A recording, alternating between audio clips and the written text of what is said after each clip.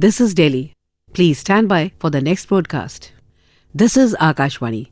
In our national program of features, today we crisscross across the nation to unfold the age-old traditions of martial arts, trace their genesis and access the future of these arts in the form of a feature titled Indian Martial Arts.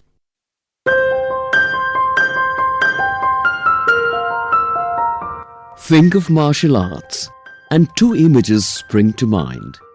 One is a sense of calm and awareness. The other is of controlled aggression and defense. Think of martial arts. It is a good guess that you recall karate, kung fu, taekwondo, judo and such. It is very likely that Indian martial arts come up later in the thought process.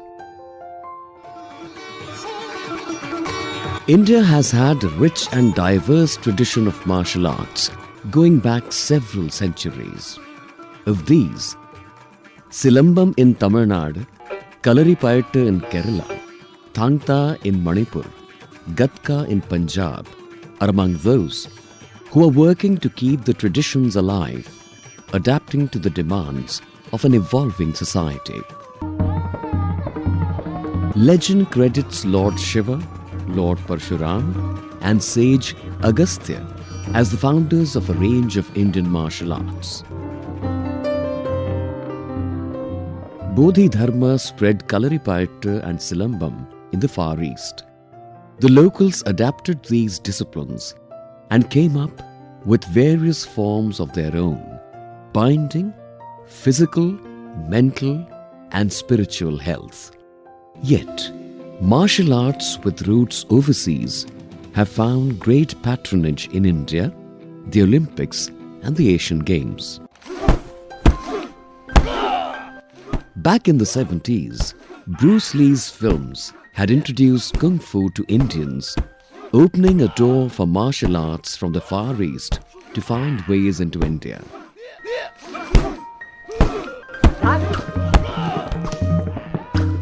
Despite the odds stacked against them, Indian martial arts are emerging stronger and creating more waves than before.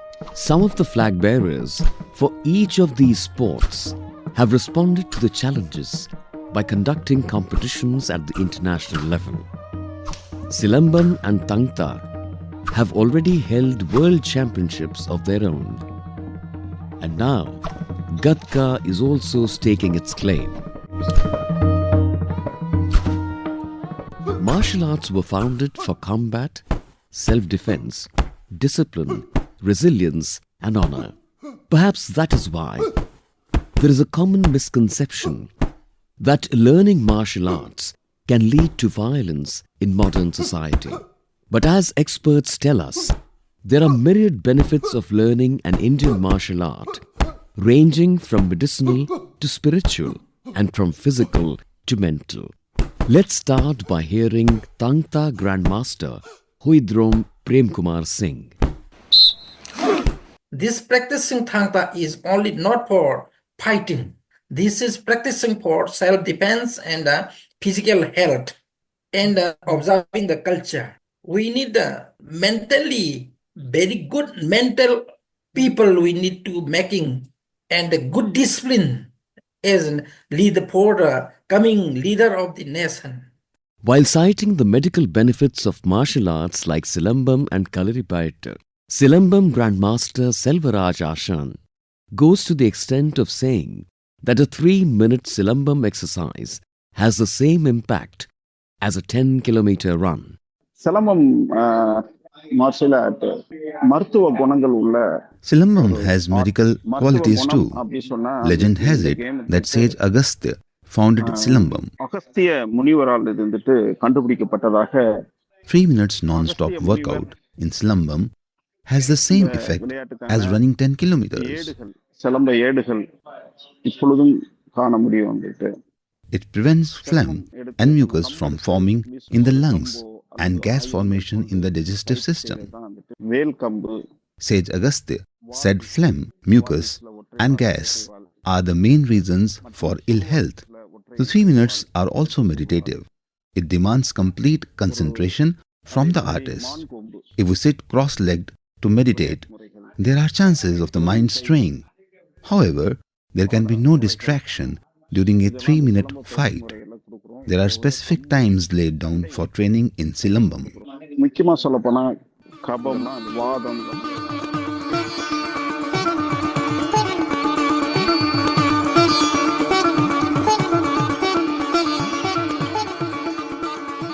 Jaipur-based psychologist and researcher Sanjita Verma speaks from her own experience about the inner peace that martial arts can imbibe in their practitioners.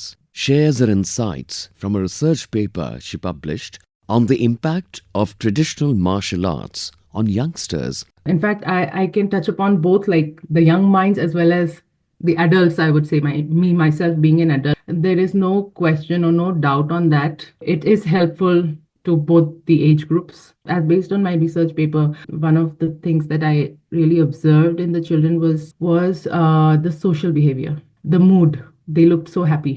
It is miraculous the amount of improvement one can really experience after practicing, let's say, martial arts, whether it is Kalaripayatam or any other or Indian form of martial arts. It'll be appropriate now if we pause and reflect on the rich history of Indian martial arts dating back several centuries. Let us join Indian Kalaripayattu Federation Secretary General Ambu R. Nair as he takes us on that walk to the ancient times. Kalaripayattu is one of the most ancient martial arts of India. With the evidences that are available and with the historical documents available, we can trace it back to near 3000, back to the time of the Sangha, Tamil Sangam period.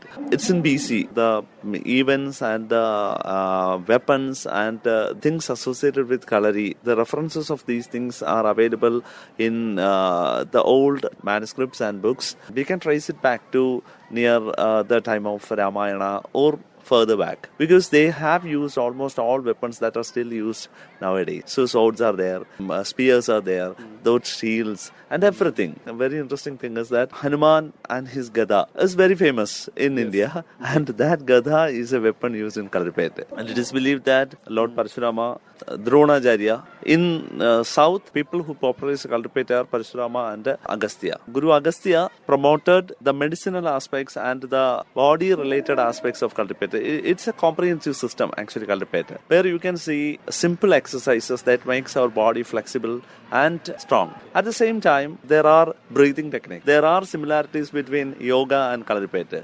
And then for Treta Yuga and Dwapara Yuga, 2 yugas, these weaponry in southern Kalaripayattu system, we have certain beliefs, very ancient beliefs, that there are 4 system of Kalaripayattu, 4 ways of practice are there. One is evolved from Bali, and one from Hanuman, one from Balarama, and one from Bhima. So the most powerful warriors in the mythology are believed to be the proponents, or the promoters of Kalaripayattu, and they have developed their way of Kalaripayattu. Still, we are practicing the system, the very age-old system is still practicing with the prayers that these gods, these mighty warriors, their blessings. Every disciple seek their blessings and they practice. Unlike Silambam and Kalaripayattu, the Sikh martial art, Gatka, appears to have its origins in Persia, as suggested by the Persian word khatka, which means a leather-covered club used in fencing. Gatka was introduced by Guru Hargobind Singh for self-defense and later popularized by Guru Gobind Singh. Gatka practitioner and coach Ranjit Singh. Gatka, we can say, is one of the ancient traditional martial art of Indian history. It has its roots with the Sikh heritage, known as the Sikh warfare, Sikh techniques of the warfare, where different sort of weapons are used. It exactly started from Guru Hargobind Sahib Ji, the 6th Guru of Sikhism. Reason was the 5th Guru, Guru Arjan Dev Ji, was martyred on a hot plate. And after that, it was declared by 6th Guru, Guru Hargobind Sahib Ji, that now it is not time of giving martyrs. Now it is time to raise a sword against the evil. So from there, this all things started within the Indian culture as a part of Sikhism. When Gatka is practiced, it is practiced with a stick which is in a shape of sword. That stick we actually call Gatka. The stick with the cushion and a long-headed stick with handle is actually called as Gatka. That weapon was used to practice. For the practice, that stick was formulated into the shape of the sword, so that during the practice for a newcomers, the injury should be minimum, and once they are skillful, then they are handed over the sword.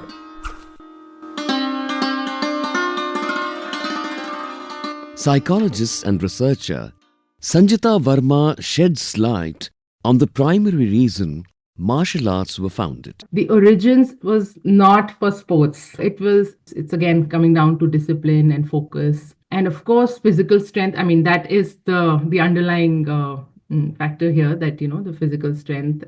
But it was always an all-round development or a practice, a form of art. That is the reason why it's called arts, if we go back into history. So it's not just the fighting act or the attack or defense. It's more than that. Common theme that you can find that throughout Indian martial arts, or martial arts for that matter, it was always a combination of physical strength and mental focus. If we go deep under that, there is a spiritual element to that as well. But not everyone would be aware of it. Kalaripayattu coach Vijay Lakshmi Ramkumar draws our focus to one of the biggest stumbling blocks placed by the British on the path of Indian martial arts. Kalaripayattu has a very divine background. It has been directly taught from Mahadev ji. The entire thing has been taught by Mahadev to Parashuram ji, and Lord Parashurama has actually set up 108 Kalaris in the Malabar belt. In ancient times, apart from it being practiced as a warrior practice, it was also learned to practice by travelers to protect themselves when they used to travel through dense forest and stuff. So it was mainly for protection, self-protection. Over a period of time, it flourished to a great extent, and during the British invasion and stuff, it was also banned. So there were a lot of braveheart Gurukuls who actually practiced Kalaripayat in secret, and that's how it has been saved for the coming generation. Post-independence, it is on a revival path.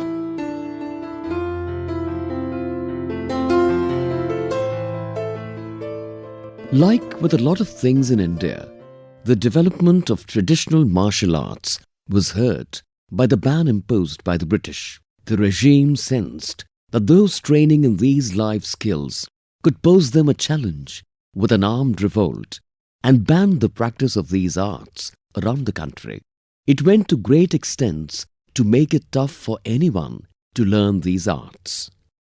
Grandmaster Selvaraj Ashan shares painful memories from the past. Chera Chola Pandya மன்னர் காலத்துல இருந்தே அப்படியே வந்தது. The British banned Silambam. They are said to have chopped off thumbs and fingers of Silambam artists. It was a similar story in the northeast, where Tangta artists had to train away from the public eye, as narrated by Grandmaster Huidrom Premkumar Singh. Character of the martial arts is secrecy, no open. After Anglo-Manipuri War, 1891, in Manipur, no allowed to teaching and practicing these martial arts. It is banned by the British government.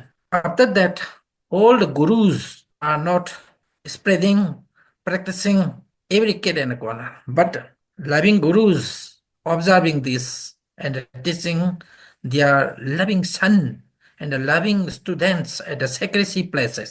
In Punjab, Gatka also faced such challenges.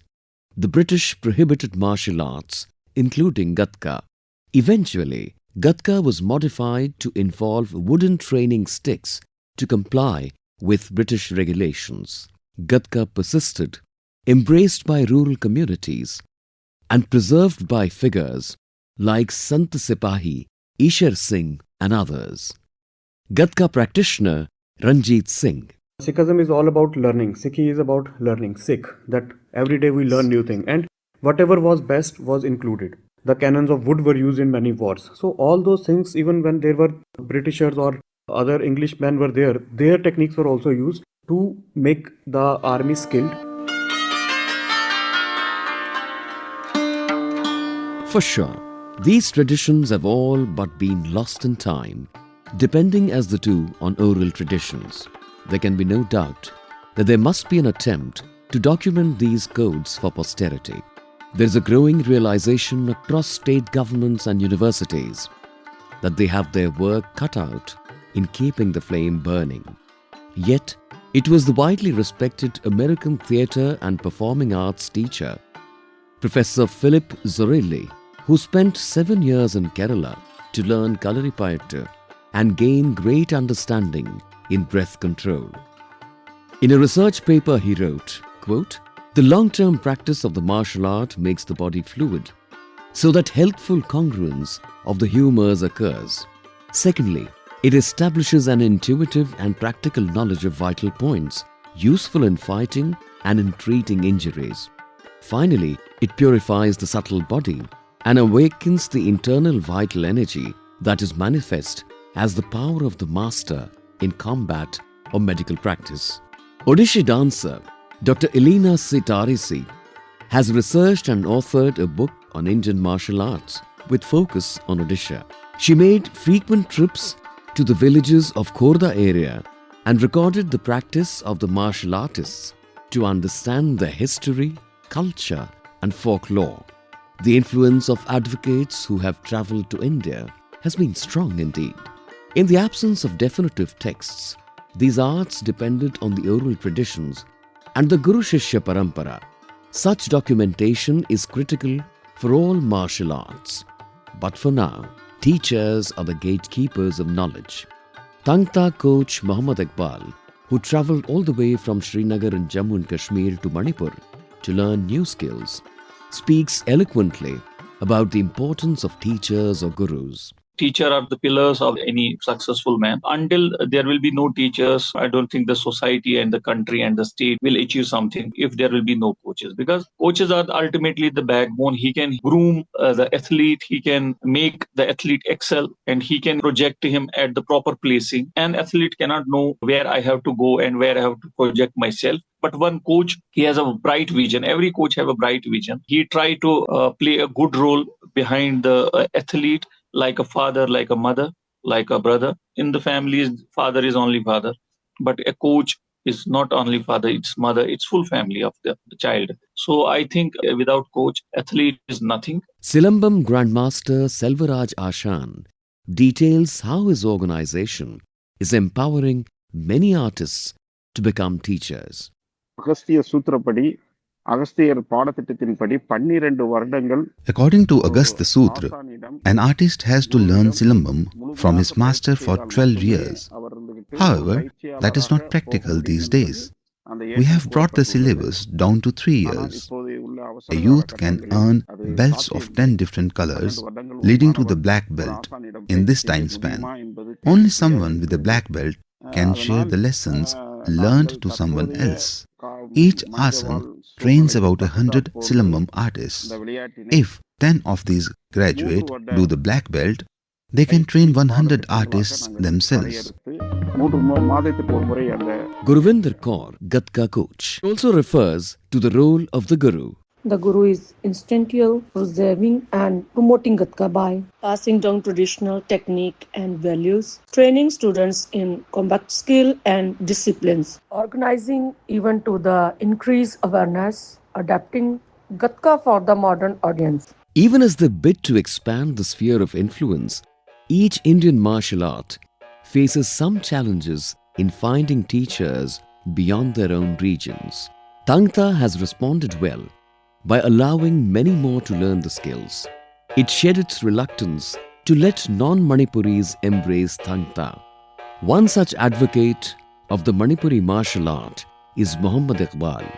Hailing from Srinagar in Jammu and Kashmir, he not only learned Tangta in Manipur, but also spread its gospel by establishing training centers in his home state. Went to one of the master, namely Nazir Mir, and he was trying to start the Tangta and was running the Tangta classes. As he had learned some skills from Manipur and Sholapur, some college. He took me to Manipur. We train over there. Ultimately, I start the process to establish the wings 2 or 3 years, I spread around 10 to 12 dojos, training classes, where Tangta training was established. It got huge publicity in the Kashmir region that Tangta is playing all over the Kashmir. Tangta, there is sword, there is spear, there is bala, and there is stick art, and people love to play it. Now it's, I think more than Manipur, it's very popular in Kashmir also. As they undertake the journey of transiting from self-defense forms to competitive sport, martial arts of India have taken the baby steps.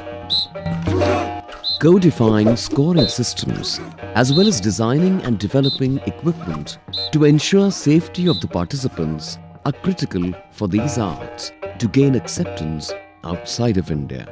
Tangta coach Mohammad Iqbal about the evolution thus far. Recently innovated digital scoring to make it accuracy and transparent, also making the changes and amendments in the rules and regulations, promoting new techniques, and now they have kept on the face not to be injured, on the eyes, on the face, on the nose, to be pure of the body parts. There can be no denying that such sport can draw eyeballs from the world's youth if it is made attractive and appealing to them. And that will come down to employing modern marketing methods for the ancient arts to gain greater traction in contemporary societies. It is also essential for these sports to grow enough to draw the attention of the International Olympic Committee. Coach Mohammad Iqbal says the custodians of Indian martial arts disciplines can draw from how their overseas contemporaries have succeeded.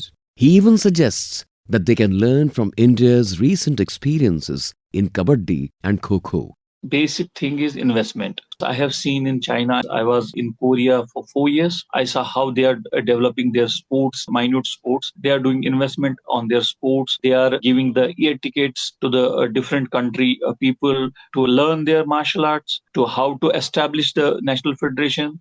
They are teaching from basic to higher level to those people whom they are inviting to their countries, just for their sport to be an Olympic sport or Asian Games sport. For these federations like Kalaripetu is concerned, Gatka, Selambam, and our Tangta is concerned, they too have to follow the same steps what they are doing. We should make our sport, whether it's any Indian sport, we should make it a colorful. Like see what Kabaddi was in the early stage and now what is it? It's like a fever, like Kho-Kho. But the things should be continuously processed. And if it will be a continuous process, then you are in a progressive mode. So my suggestion is to every martial art that they should focus on their sports and they should hire the professionals to make it a big sport. If charity begins at home, so does awareness.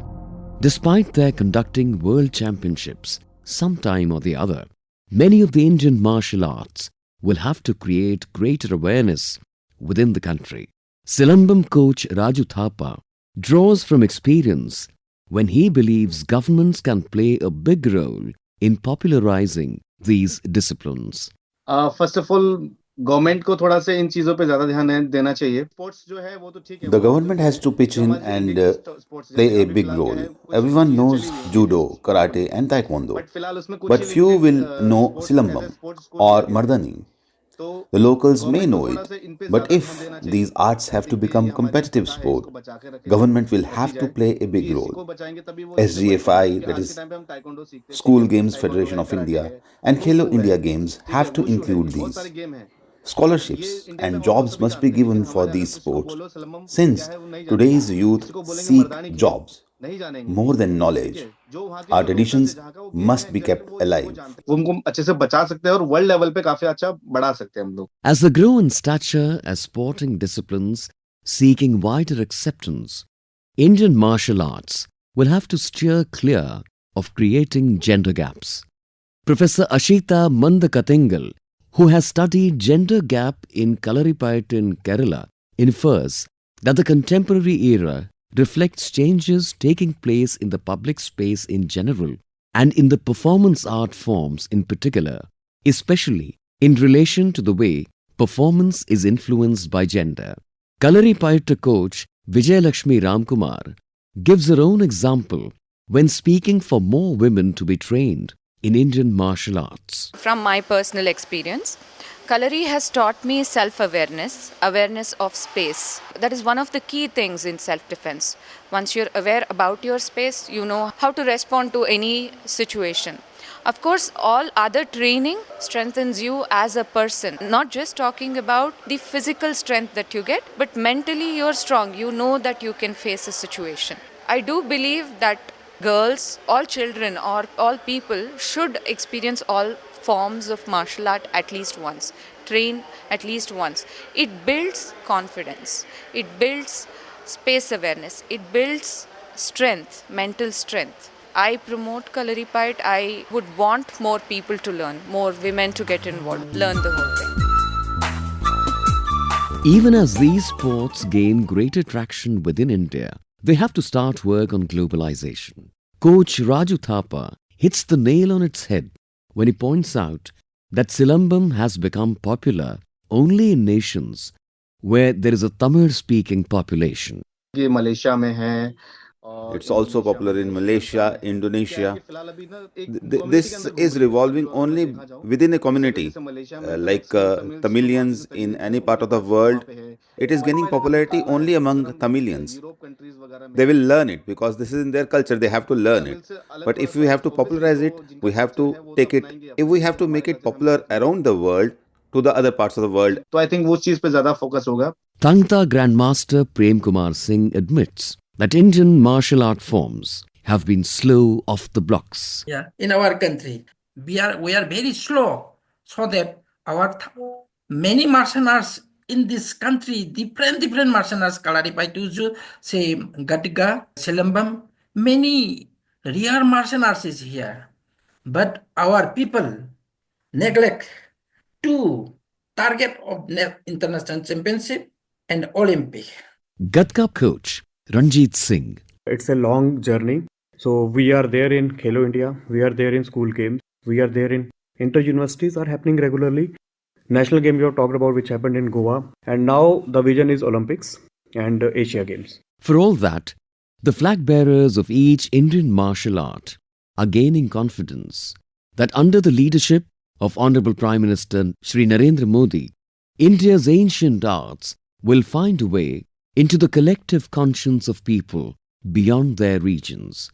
The Indian Kalaripayattu Federation Secretary General Ambu R. Nair offers an insight into their thinking. This is the one of the golden eras of Kalaripayattu because now we have the vision of our Prime Minister. He gave us the power to start dreaming. I have to believe in the nation, the system, the Prime Minister and his vision to promote indigenous, knowledge system. We are all thankful to our Prime Minister, Sri Narendra Modi ji, because his insightful words and his help, his help was the major thing that gave a promotion to these events.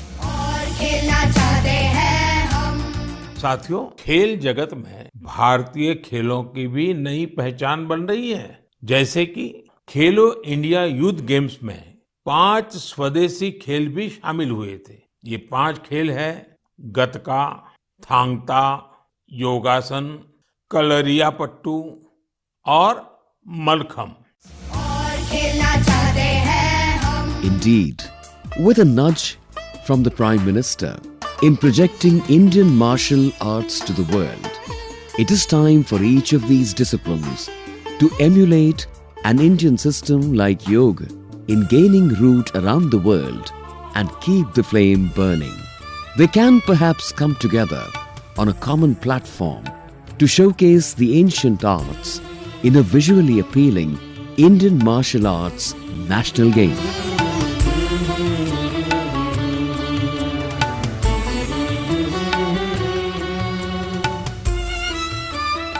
You were listening to the feature Indian Martial Arts, written by senior sports journalist G. Raja Raman and voiced by Manoj Mainkar, with contributions from Rajiv Tiwari, Akashvani Jamshedpur, and Pratishtha Jain, Akashvani Jalandhar. This was a production by Nitish Arora and presentation of Central English Features Unit. This broadcast came to you from the Delhi station of Akashvani.